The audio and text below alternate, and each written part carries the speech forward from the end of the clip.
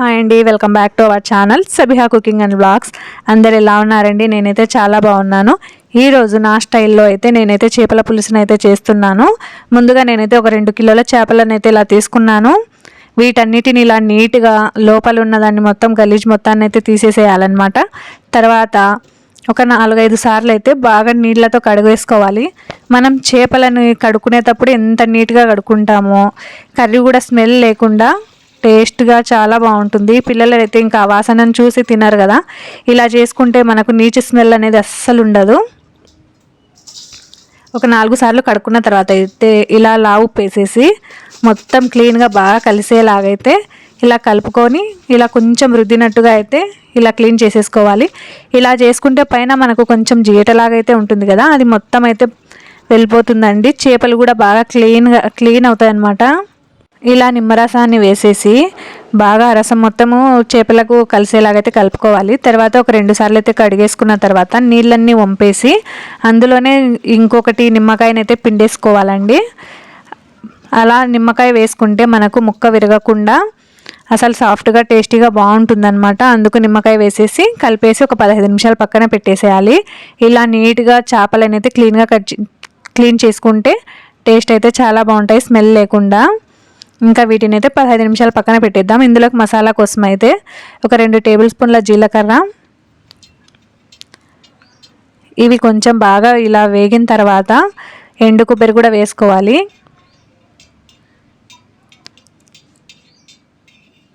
ఎండు కొబ్బరి కూడా ఇలా కలర్ వచ్చేసిన తర్వాత అయితే పక్కన తీసుకొని తర్వాత 2 టేబుల్ స్పూన్ల గసగసాలు అయితే వేసేసుకోవాలి. ఇవి కూడా కొంచెం వేగిన తర్వాత ఇవి కూడా పక్కన తీసేసుకున్న తర్వాత కొద్దిగా కరివేపాకు వేసుకోవాలి. ఒక పెద్ద నిమ్మకాయ సైజ్ అంతా చింతపండునైతే నానబెట్టి పక్కన పెట్టుకోవాలండి.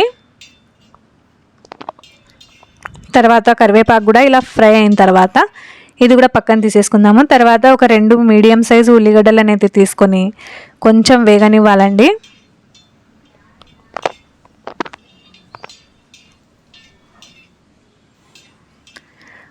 ఉల్లిపాయలు కూడా ఇలా వేగిన తర్వాత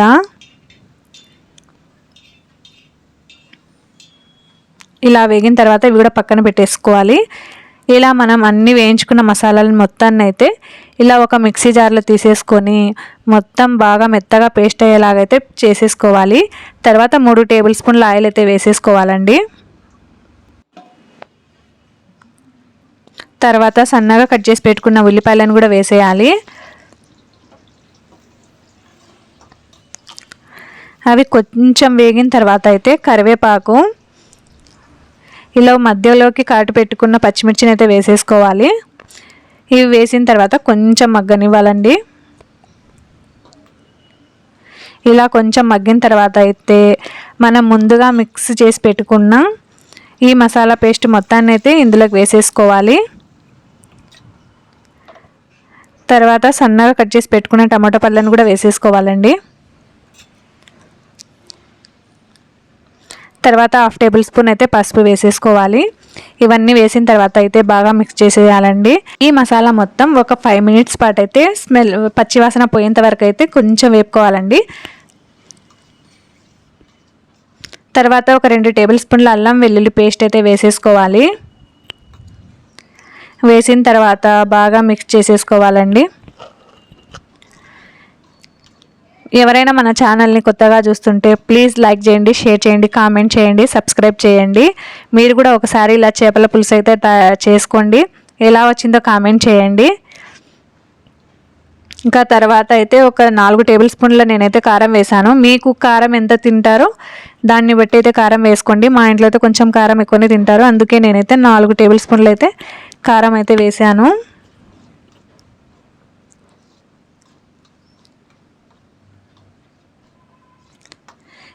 ఇవన్నీ కొంచెం మగ్గిన తర్వాత అయితే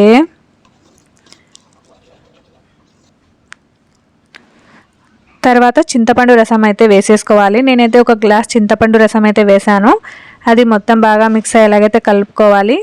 తర్వాత నేనైతే ఒక గ్లాస్ చింతపండు రసం అయితే తీసుకున్నాను కదా, నేనైతే 2 గ్లాసుల వాటర్ అయితే వేస్తున్నాను. మీరైతే కొంచెం దగ్గరగా కావాలి, పులుసు ఎక్కువ అవసరం లేదనుకుంటే 1.5 గ్లాస్ వాటర్ అయితే వేసుకోండి, సరిపోతుంది. తర్వాత మనకు రుచికి తగినంత ఉప్పు అయితే వేసేసుకోవాలి. మొత్తం బాగా మిక్స్ చేసేసి మూత పెట్టేసి ఒక 15 నిమిషాలు 20 నిమిషాల పాటు అయితే బాగా ఉడకనివ్వాలండి. ఇలా బాగా ఉడికేటప్పుడైతే మనం ముందుగా క్లీన్ చేసి పెట్టుకున్న చేప ముక్కలను అయితే ఒక్కొక్కటిగా అన్నిటినీ వీటిలో ఈ పులుసులో అయితే వేసేసుకోవాలి.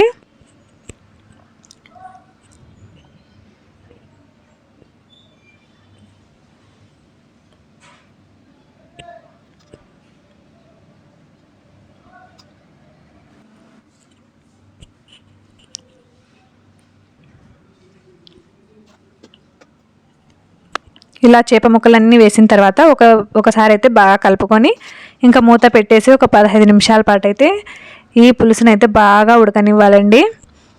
ఇలా బాగా ఉడికేటప్పుడు అయితే ముక్క విరగకుండా ఊరికి చెంచాతోటి అయితే అలా సైడ్లకు ఊరికి అట్లా కదిలిచ్చినట్టుగా అయితే అనాలన్నమాట. ఎక్కువ కలిపేస్తే అంతా విరిగిపోతాయండి. ఇంకా తర్వాత ఇలా బాగా ఉడికేటప్పుడైతే ధనియా మసాలా అయితే వేసేసుకోవాలి. ఇదైతే నేనైతే ఇంట్లోనే తయారు చేసుకుంటాను ధనియా మసాలా. తర్వాత గరం మసాలా అయితే వేసేసుకోవాలి. ఇంకా వేసిన తర్వాత ఒక్కసారి అలా మిక్స్ చేసేసి మీకు ఇలా కొంచెం పులుసు అవసరం లేదు అనుకుంటే 1.5 గ్లాస్ అయితే వాటర్ వేసుకోండి. మీకు ఇంత పులుసు అయితే ఉండదు అన్నమాట. మా ఇంట్లో అయితే కొంచెం పులుసు ఎక్కువనే తింటారు. చేప ముక్క విరగకుండా సాఫ్ట్గా టేస్టీగా బాగుంటుందండి. ఇంకా తర్వాత బాగా ఉడికేసిన తర్వాత అయితే ఇలా పైనుంచి కొత్తిమీర వేసేసుకోవాలి. కొత్తిమీర వేసుకున్న తర్వాత అయితే ఒక 5 నిమిషాలు సిమ్లో అయితే మగ్గనివ్వాలండి. అంతే, ఎంతో టేస్టీగా ఉండే చేపల పులుసు అయితే రెడీ అయిపోయింది. టేస్ట్ అయితే చాలా బాగుంటుంది. మీరు కూడా ట్రై చేయండి. ఇంకా ఎన్నో వంటలతో మీ ముందుకు వస్తూనే ఉంటాను. ప్లీజ్ లైక్ చేయండి, షేర్ చేయండి, కామెంట్ చేయండి, సబ్స్క్రైబ్ చేయండి. Thank you for watching.